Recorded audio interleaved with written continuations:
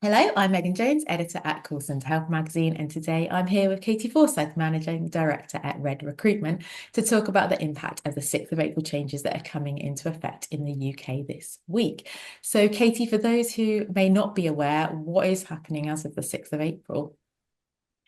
I'm sure you are all aware at the moment, given they're just happening at the end of this week. But there are three major changes happening that are hitting our industry in particular. The first is, of course, the well-documented increase in national minimum wage, which I'll give you the details on if you like. The second is the increase in national insurance contribution, employers' national insurance contribution, which is really hurting our industry. And the third is the reducing threshold of the national insurance contribution, which is hurting our industry indirectly more than it is directly. So, how are they going to be hurting the industry then? Okay, well, perhaps I'd just give you a little bit of detail and give you some context behind them. So, national minimum wage for, I'm sure everyone knows, but it's currently standing at 11.44 an hour, and going up to 12.21, which is a substantial, the greatest change we've seen in national minimum wage. It's a 6.7% increase in national minimum wage, which is huge. Um, that doesn't actually affect contact centres as much as we all are talking about because actually our average salaries are beyond that. So our average salaries in the industry are just over 24,000 at the moment, expected to be nearer to 25,500 by the end of the year. And actually, right here, right now, if you're paying minimum wage, an average the salary you're paying your agent is just over 22,000. So for the majority of the industry, we're not going to feel any consequences of the increasing national minimum wage. However, there is still a significant population of our agents who are paid national minimum wage, and they're predominantly in outsource for all the reasons we all understand that there's such a tight pressure on margins. But there are still some commercial direct businesses paying national minimum wage as well, so they will certainly feel that increase. And as I say, it's a substantial increase. The second change, which is what I say is certainly hurting our industry more, is that increase in the national insurance contributions, because that will affect every single employee that you have. It doesn't matter what they earn. Uh, well, it does actually, but the threshold is so small, it won't affect our industry under the threshold. But for anyone who you pay more than £5,000 a year, as of the 6th of April, you are now going to be paying 15% NI on their salary, as opposed to the current 13.8%. Now, that's a 1.2% increase, which doesn't sound much on the face of things, but when you consider that a standard agent who's earning £25,000 is now going to cost you over £800 more a year to employ, it suddenly sharpens our focus slightly on how much of an impact that has on our industry. So the national insurance contributions are significant and are going to really hurt. The threshold, without getting too complicated, because I don't want to turn into an accountant, but basically what that means is that at the moment, as employers, we only pay national insurance on employees that earn more than £9,100 with us. So we will have some employees, it's not a great amount of our working population in contact centres that only earn up to 9,000, earn £9,000. They're part-time people. They're working probably, I don't know, 10, 12, 15 hours a week for you, and you might be getting them without having to pay any NI on them. However, the government has reduced that threshold, and now you have to pay NI on anyone earning £5,000 or more. So suddenly, part-timers might fall into the NI threshold that they didn't before. So the big impact is definitely the NI, the national minimum wage for the outsourcing industry, particularly, and the threshold for people who employ part-timers. And that's where it's going to hurt. Wow. So, with so many moving parts, then what is your advice for contact center leaders moving forward?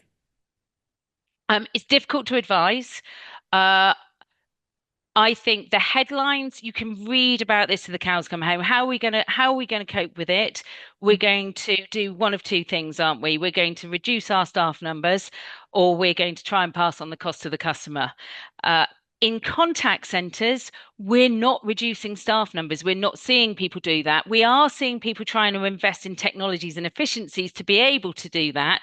But what we're not willing to do is reduce our customer service offering, because if we drop our customer service and our CX, then we lose our customers anyway.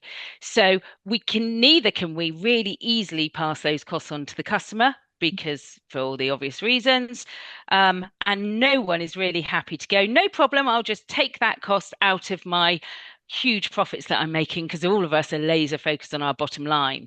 So it's difficult to advise what leaders have to do, but I would say I think rather than just reading the headlines and thinking, what can I do? The obvious things that we can do as businesses to reduce our costs and suck up some of these increased costs, we've got to remember the side effects of them. And that's how the agents themselves are being affected. We've got to remember that the consequence of this is very likely, and we know already from the data, that workers will pay for this. Because whereas last year as an industry, we gave salary increases of nearly 7% on average, this year we're not giving anything like those increases in salary, because we're paying for the tax out of that budget. So agents aren't going to get the type of increases that we were forecasting before we knew the budget, and they are in a cost of living crisis already. An average agent who is earning £25,000 takes home about £1,700 a month net. It costs them, for just their basics, £2,000 a month. £1,200 on rent, £300 on groceries, utilities are about £190, and it goes up, and £2,000 a month it costs an agent to live, and we're paying them net £1,700. They are going into debt month on month. They are living off credit cards, and because we're not going to be paying them the increases in salary because of the hits on NI, we are causing more vulnerability in agents. So I would plead with leaders, increase your EAPs, increase your lookout on mental health and vulnerabilities in your agents, because all of this is affecting them in their back pocket and they can't afford to be affected. It's certainly a tricky landscape to be navigating with some scary knock-on effects for sure.